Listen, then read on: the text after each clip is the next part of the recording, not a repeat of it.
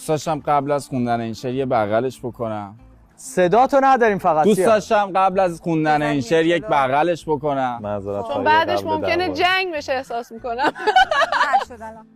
آره تقدیم با عشق. یه ذره بیا جلو بهار جان لطفاً. شروع کنم؟ برو. بی تربیت جان و روانم، پر افاده دو عالم، هیجان روزهای تارم، تو را هیچ شود در این عالم. امان از غرور و ادای تو، ندارد دیگر رنگی حنای تو. روانم را روان پریش کردی، بکش بیرون تو را جان دو عالم. شاعر خسته سیاوش. ببری بغلت کنم.